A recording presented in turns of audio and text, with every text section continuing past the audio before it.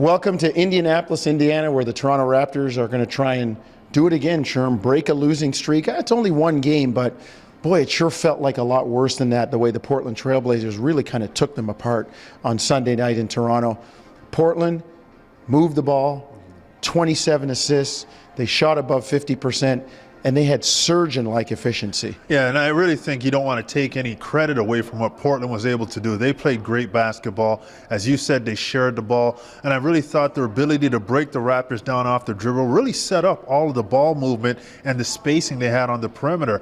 And what a job that Aaron Aflalo does. You know, Wes Matthews goes down, and when that trade happened, you just thought that Portland was just going to be a better team with a guy like that coming off the bench. Now that trade looks phenomenal for this team. It saved them. Absolutely, and he's been able to step in there. But when you look at the Raptors' inability to stop the dribble penetration, then the rotation started to get slower, and you saw Portland just constantly move the ball. The Raptors couldn't catch up to it. But it was one of those things where I thought the Raptors got into a game where they played Portland's style. They tried to win the game Portland's way, and Portland was too good for them. And I think the Raptors have to get back to who they are.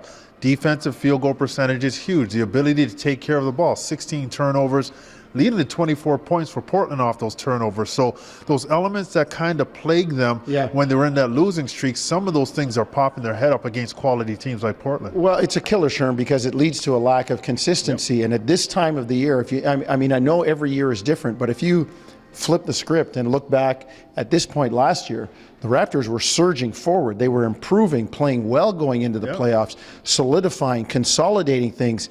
Right now, it seems to be the opposite, and they need to turn it around, and it's going to be no easy task. The team that they play tonight, the Indiana Pacers, they had their issues at the beginning of the year, trying to figure it out without Paul George.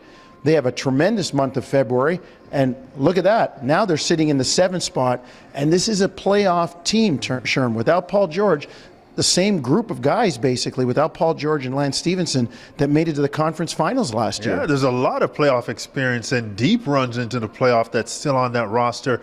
And when you look at Indiana, their style is tested and true. Yeah. They might not hang 120 points on the board, but they're going to defend you. They're going to play good half-court basketball.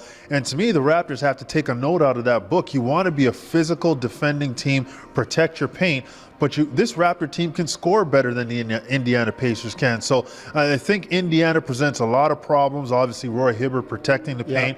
But one thing the Raptors need to do in this game is be a better 5-on-5 defensive team against Indiana and be able to execute in the offensive end against a set defense. And I think if the Raptors can get those opportunities in open court to score, you take them. But you got to be good with your offense. You got to take care of the ball, and you have to be efficient and effective in terms of playing 5-on-5 basketball. All right, lots of work to do still for the Raptors. They'll get at it. 7 o'clock on TSN, and you can hear Sherman and I on TSN 1050 also at 7 o'clock.